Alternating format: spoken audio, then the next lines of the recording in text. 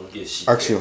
Donc tant mususu pasteur wana ateya batu babongola bitema asala ba miracle comme nzambe wana quand ça va sala nzambe ya solo mais à côté ça distraction abondelaka lisusu te akoma ata mususu ye star ya église akoma ata mususu ye roi puisque komona eleki kutu Jésus na église pour comprendre. Alors yo moto ozolanda lelo za mwana nzambe il faut ozala na okeba tala moninga ndenge akwesami. Donc il faut y camper qu'on a prière. Il faut aller à côté les mains, komitika te. Mais na yebi ke baza ebele. Mais là on a yebi qu'on se manque pas de Dieu. Ata otambola na ba mensonge ndengwana pour na ko séduire bana batu. Pour na ko di ko boma pa. On les ali ko on les ba crime.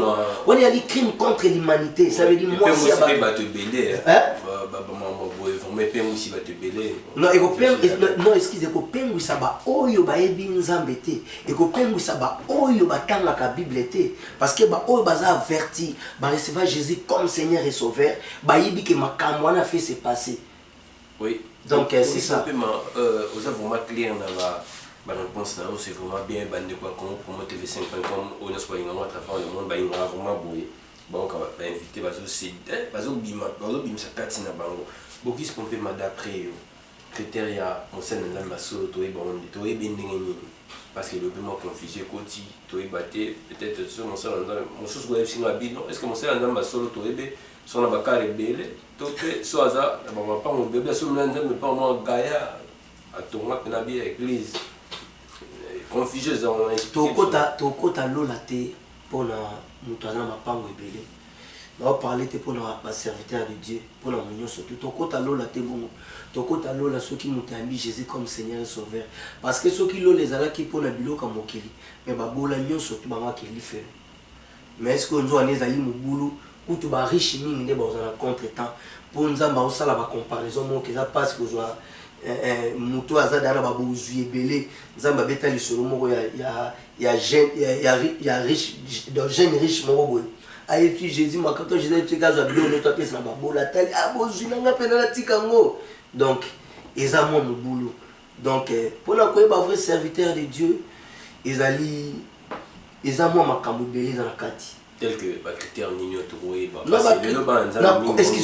excuse au monitant Jésus tout autant qu'à la Bible autant Jésus avec la compassion non impossible autant li ba Paul ba na ba compassion non impossible autant Étienne bazo bambe mabanga que nous kufa mo sengela bato na pardon mais Paul a monaki yango eza pe pamba makameme maki pe ba Paul kina ameneni muto tozo lapider to boma eboye yezo senga pardon bakangi kanza ke bakangi Paul na Silas na prison ba bandi ko yemba no yemba mbala moko prison ningane ti tremblement de terre ba chaîne katani muto na garde na bimi azimbela idée à garde kenenge ba porte et katani na ba chaîne katani c'est que ba Paul na Silas basanini bakimi azimbela michuba on habiter ko michuba te tozawa so mo la compassion na te sozo au sentir après ya tuni bango na kosa nini mpona recevoir Jésus comme Seigneur et Sauveur ba ici croire au Seigneur tu seras sauvé toi et ta famille.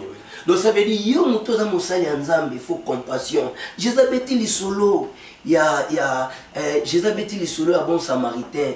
Jésus coûté na femme samaritaine. Jésus coûté na femme adultère. Jésus ba place ça ebelé à bateau ba mérité té na faveur nzambe mais Jésus a la compassion. Parce que si vous êtes serviteur de Dieu, vous avez la compassion, vous avez l'amour du prochain, vous avez la barise, le sourire de vendeur, il y a qu'on tromper, il y a qu'on distraire, il y a qu'on Nzambe, on ne se manque pas de Dieu. Donc, place mon côté, au monde ba Paul, laquelle la bat mabi, senge la batuka pardon. On comprend. Donc, mon Seigneur Nzambe, il faut dans le thème nene. Et puis il faut dans la compassion, il faut dans la charité, il faut dans l'amour du prochain. Jésus a dit mon sali n'est nani. Serviteur de Dieu n'est serviteur. Donc les critères est belé, il y a pour une maître. Je vous signale que c'est juste le volume 1 de cette émission parce que nous avons 2 volumes dans l'émission Bakina Sam avec Bogis Pompéma. Donc ça c'est le volume 1. Pour Bogis Pompéma à se décortiquer car mingi mambo ya nzambe aoloba mambo ya nzambe mais na volume de bolanda komba po ani bogis pompema akoti komba po ani bogis pompema komi combattant.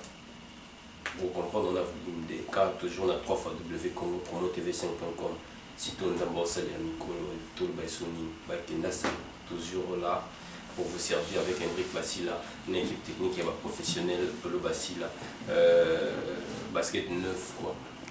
N'a pas conseillé dans tout Sergio Basila, il offre le mélange à la tête de l'évangile, Fabrice Ngando, le prince de São Paulo, on a tout soutenir en rail. Et je rends aussi hommage à mécène mon aîné en dehors soutenir l'émission, Bakina Sango, na un brick Basila que je suis, na Congo et Papa Lutumba, Polo Tekotika Bisso, j'ai des larmes quoi dans mes yeux, et à Kati. Mais Bobika devant Batuto c'est réservé dans notre père de Montamonen et Wanda soutenir on a IP émission dans Rai dans Angola comme papa le Tumba na Benguela donc mes condoléances dans la famille du Tumba Mobimba et ben Angola nyonso pour tout super de Montamonen pour ma vie merci national Batu mingi ton terme madame Abo et habiter ce ton sur wapi pour dire qu'il n'a ni pas cabane sur Mbote à son année pesute bato mpe bando sunga o Jean-Claude nani kasanda wana basunga na mpe sute o koda mboka ya wili musheni benga yamba su téléphone te donc achanga ne code to besuni to on rato hommage na bato bakei o bazali pena motema la moye bani basunga bato pona ki ekolote po bato so no so bato pona ekolo o pona so fo za moyaka o bonga so sina na bosunga ngaite kisoto to na ba mesina bato motema la mbala na so minute Mbappé sur le téléphone à passe. Tous les papa Lutumba, Banangola, toi, un million de cœur quoi. Tous une émission de Bissau Bouddhiste pour témoin. Non, moi, excusez-moi parce que nous sommes perdre. Mais c'est nous nous soutenir l'émission dans la combat papa Lutumba Banangola. N'engana qui non, dans les laits il est mais gouvernement va passer un visa té. Il y a un nazal de la poto. On continue quand même. Il y en a bango, Banangola, tous ensemble.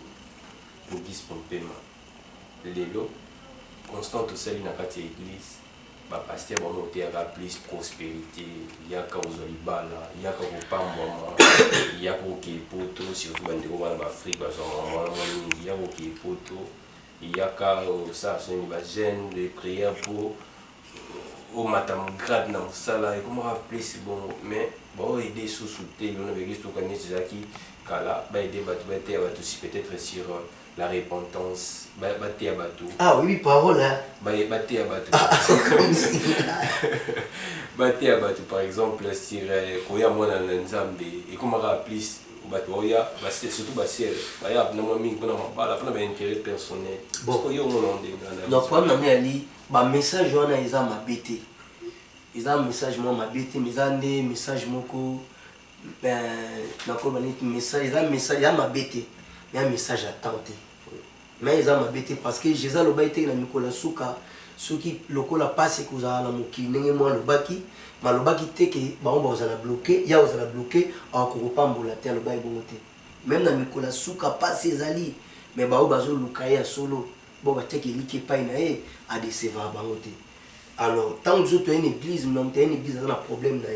Effectivement bah ça les ensemble il faut battre à comme enseignement pour chaque jour noter à karaté si ba makambu ya bambongo buena bubatea kama mambongo po la Bible nous dit l'argent répond à tout.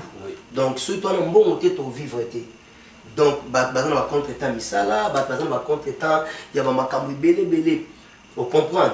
Donc tant Jésus abikisa ki batu abikisa karaté ki aveugle abikisa ki ba maladie ebelé a sauva ki ba problème ebelé. Donc nzamba azali likolo ya ba situation nyonso yango bateya kasi po vina biso eza focaliser na makambo bambongo ba mariage ba makambo les important mais le plus important tant musko bozo kambongo ngo bosala kango nini eza pinezo ki na compte makambo nzambe pinezo ki na compte kama makambo ya yo moko ya kijalelo ya yo moko komikomisa kombo lokola Yesu to ndenge wana c'est ça et puis à part ça message attend pour l'instant et ça plus mingi nettoyer car l'église ne la yebi so iboye église ataka bate repentance mais otuna na kata nani na yamba Yesu te ezala suscité pour moni mutna surtout soka yeba considérer l'église gazana Yesu non ta Bible bezo comparer makama blé na vrai ba tout ba chrétien te c'est pour cela ba dégâts dans l'église pour na nini ba tout ka soka elelo mbala moko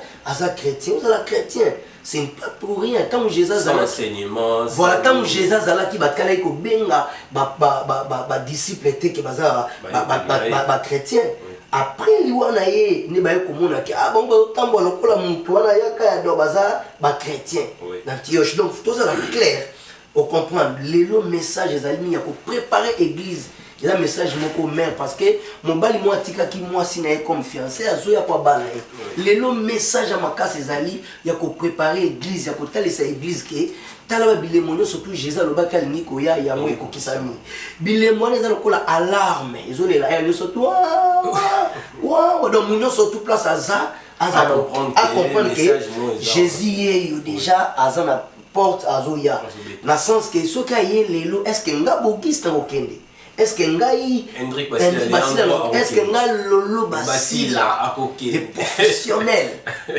donc est-ce que vraiment akokende c'est ça le problème ya mo mteza ko primer pa bana nzambe parce que ko gagner ba message wana ba prospérité ya ba miracle tout wana za bien mais soko zui yango pe ngindi awa na mokili okena lola te osali rien parce que